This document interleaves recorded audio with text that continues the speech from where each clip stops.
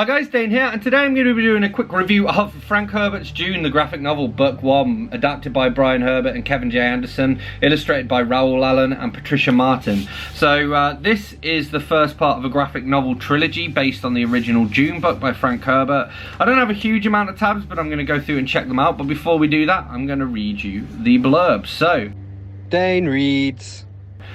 we start with the litany against fear. I must not fear. Fear is the mind killer. Fear is the little death that brings total obliteration. I will face my fear. And then it cuts out, but it does continue. I will permit it to pass over and wash through me. And when it has passed, I will turn my inner eye to follow its path. Where the fear is gone, there will be nothing. Only I will remain. I actually have fear is the mind killer tattooed on my arm there.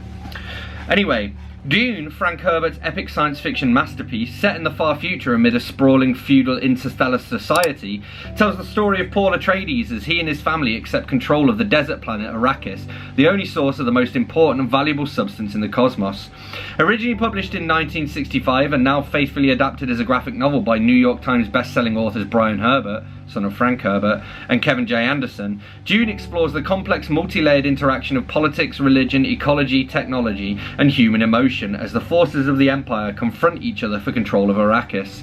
A stunning blend of adventure, mysticism, environmentalism, and politics, Dune is now transformed visually by Raul Allen and Patricia Martin, creating a powerful, fantastical tale for a new generation of readers. And they do a really good job of bringing it to life. So we start here, I have a quote tabbed out. Deep in the human unconscious is a pervasive need for a logical universe that makes sense, but the real universe is always one step beyond logic. From collected sayings of Muad'Dib by the Princess Irulan.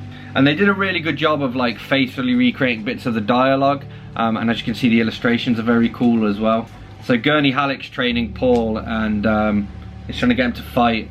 And Paul says he's not in the mood, and Halleck goes, what has mood to do with it? You fight when the necessity arises, no matter the mood. Mood's a thing for cat law, making love or playing the balisette. It's not for fighting. Dr. Yue says he was wool gathering, which just makes me think of Charlie Heathcote here on YouTube. Every time I hear the word wool gathering, and Paul falls asleep and get, what delicious abandon in the sleep of a child. If only adults could relax like that. Where do we lose it?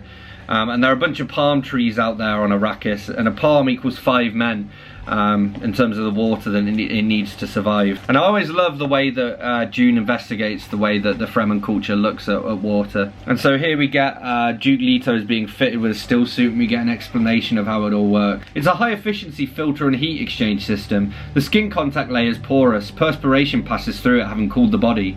The next 2 layers include heat exchange filaments and salt precipitators. Motions of the body provide the pumping force.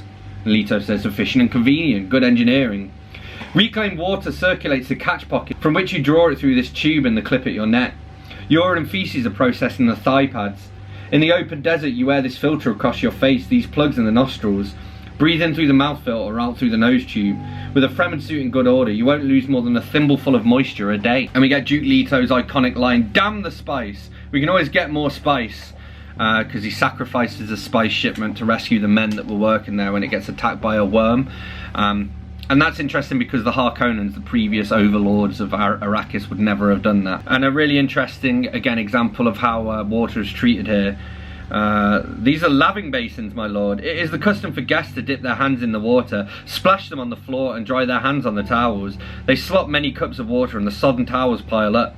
After the dinner, beggars gather outside the residency where they are offered the water squeezing from the towels, just a few drops of water. And Duke Leto is like, we're going to stop doing that right away. And he realizes that the reason that the person who's like serving them is so resistant to them changing this tradition is because she's the one who's selling the water to people. And Duke Leto dies, which is a shame because he's one of my favorite characters in the whole series. And obviously we don't get him that much in the original series of 6 or whatever. But yeah, Jessica finds out and she cries and she goes, useless waste of water. And then the one final thing I want to mention here is that I learned as well, there is a Dune House Atreides 12-issue comic series with a collected edition volume 1 on sale as well. So I'm going to need to get that now as well. Seems like every time I read a new Dune book, I learn that there's another new Dune book that I didn't know about that I need to get my hands on.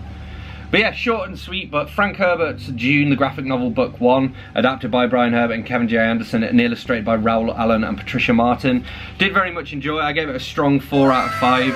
I think for fans of the original novel it's great. It's also great for people who are intimidated by Dune, maybe started reading it and couldn't get through it, but who love the story, who've watched the movies and, you know, want to learn a bit more. I think it's a very approachable way of getting into the Dune series. So if you're into graphic novels, or you like sci-fi, or you're just a Dune fanatic, check it out. So there we have it, that's what I made of Frank Herbert's Dune, the graphic novel, book 1 by Brian Herbert, Kevin J. Anderson, Raul Allen and Patricia Martin.